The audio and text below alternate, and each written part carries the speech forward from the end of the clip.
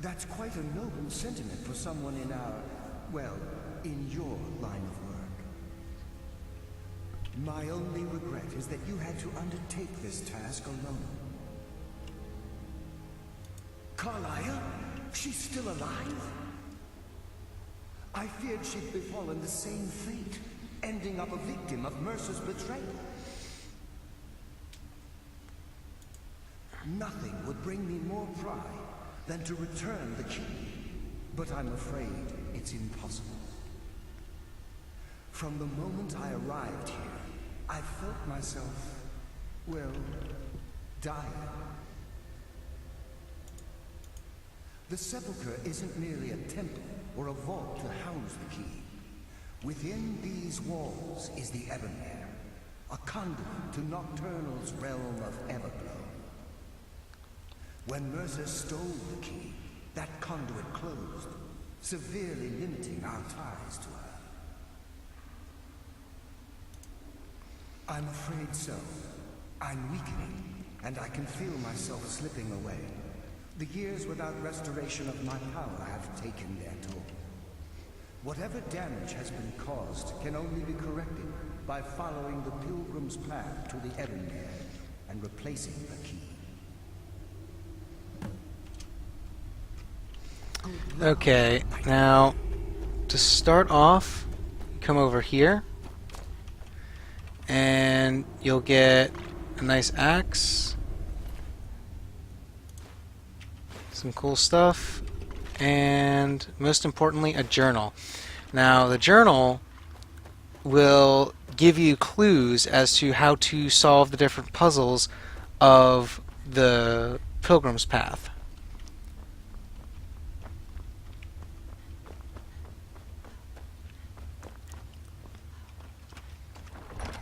I don't really need them because I've done this before, but just a little heads up.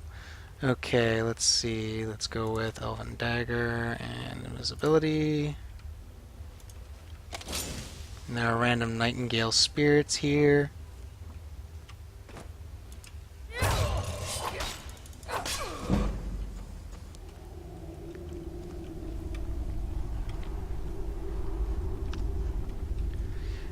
Now the first section is just a bunch of traps all over the place. There's a pressure plate there.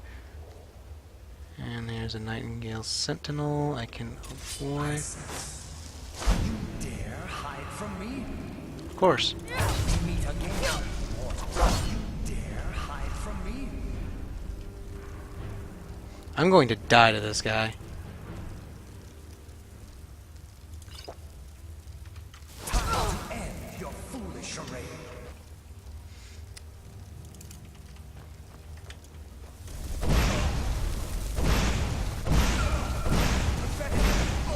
Okay, cool. So, okay, now this is the second section of it. Basically, to go through this section, you have to just stay in the shadowed areas. If you go into the light areas, you will slowly die, and there are random traps hidden in the shadows.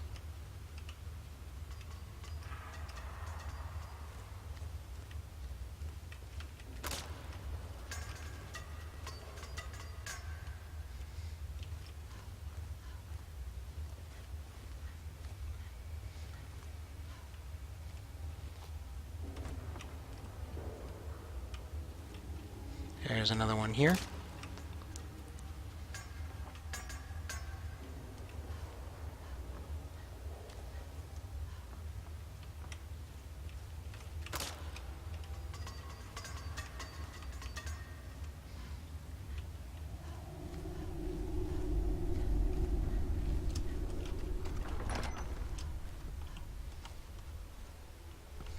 Hello Prixor, welcome to the stream.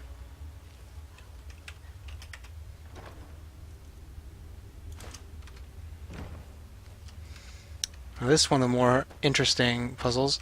If you actually read one of his notes, you'll see a journal entry talking about how he's given Nocturnal a bunch of offerings. That's what I just took there. How he's supposed to give Nocturnal what she wants most or something and he doesn't understand it, what you do is pull this and pull this. Voila. Nocturnal is Lady of the Night. What she would want most? Nighttime.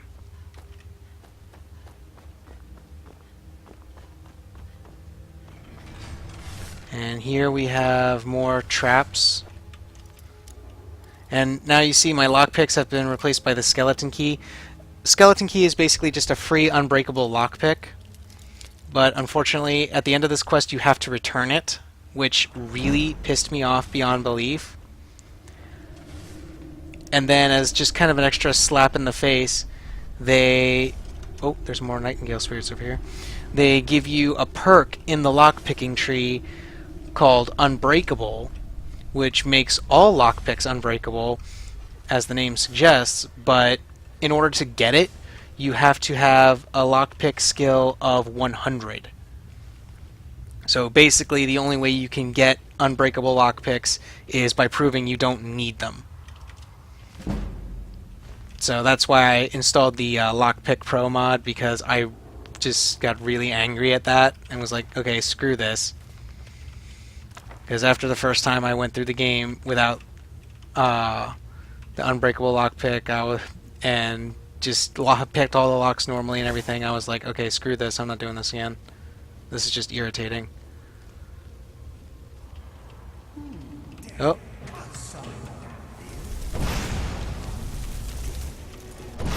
Oh crap, I can't see him.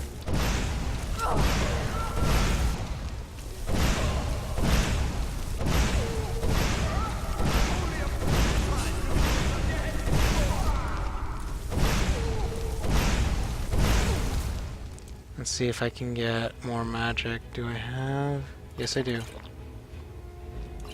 And one of extreme healing.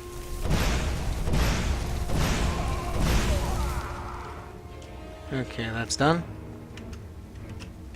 Let's go back to sneaking around.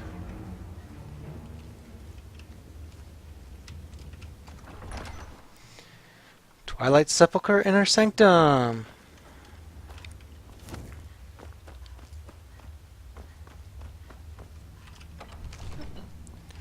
Now, this is the most annoying part about the Twilight Sepulchre, because you're really given no indication of what exactly opens this part.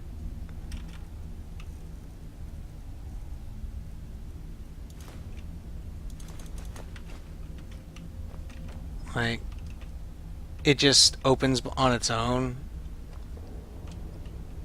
Sometimes. It's really weird.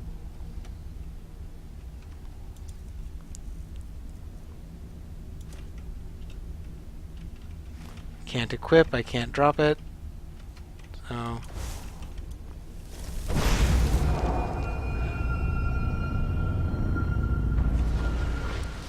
I don't know if attacking it is what triggered that, but you drop down there, you replace it, and there's Nocturnal. What do we have here? It's been a number of years since I've set foot on your world. Or perhaps it's been moments. One tends to lose track. So, once again, the key has been stolen, and a champion returns it to the Seven.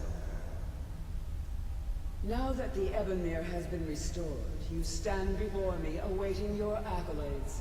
A pat on your head, a kiss on your cheek.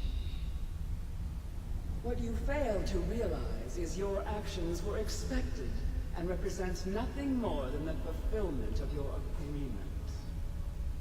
Don't mistake my tone for displeasure.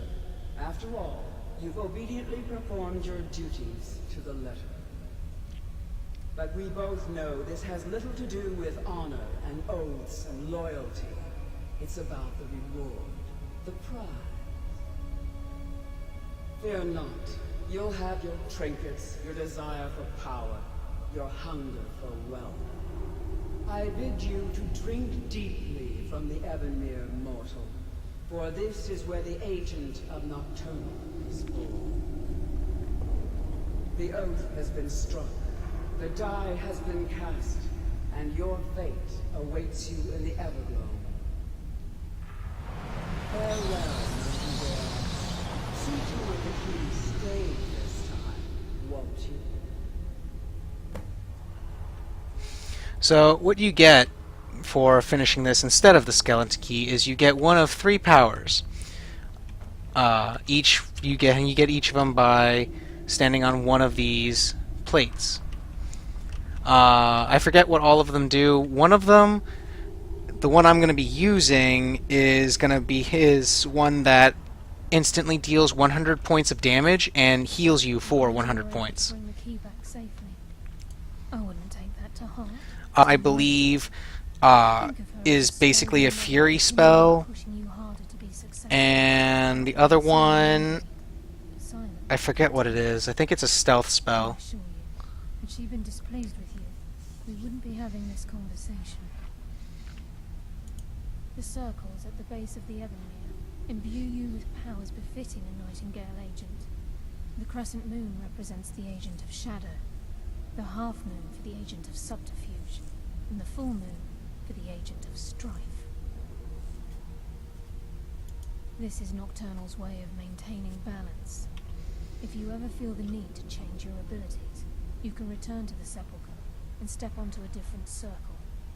Be warned that once you've chosen, you can't reselect for at least a day.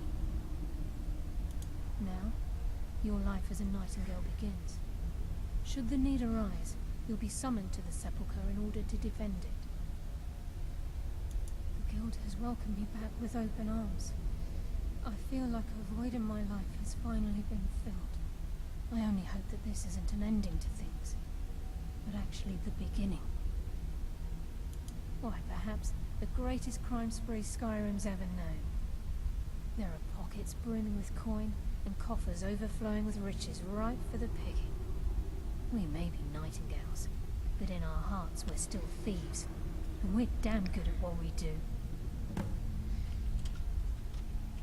Choose your path, and your journey will be complete.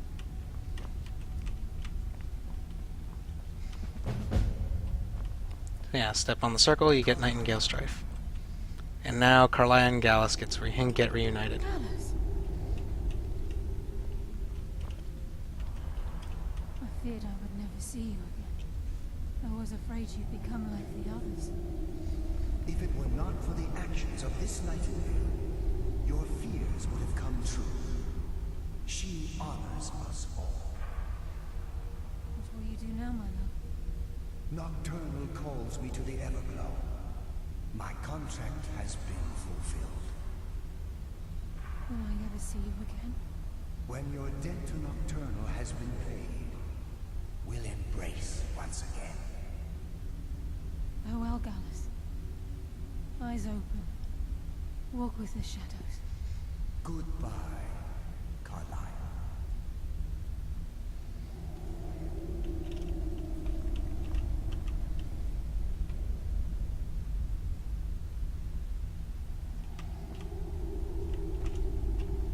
Yes, Nightingale? What is it?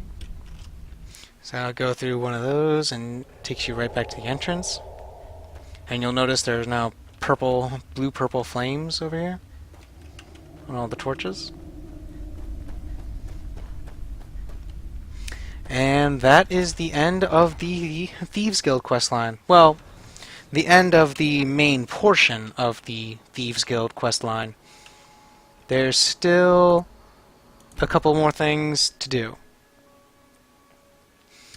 Namely, what I've been mentioning before about all the side jobs that you can do. You can get Vex and Delvin to give you extra jobs, and when you do enough of those, you get the special jobs that unlock bonus merchants and such. But I'm not going to do all that tonight. I actually think I've played enough for one night. I'm going to call that a night. Oh, but before I leave, actually, this gets added to the Cistern Shrine of Nocturnal. Activate that and you get Nocturnal's Blessing.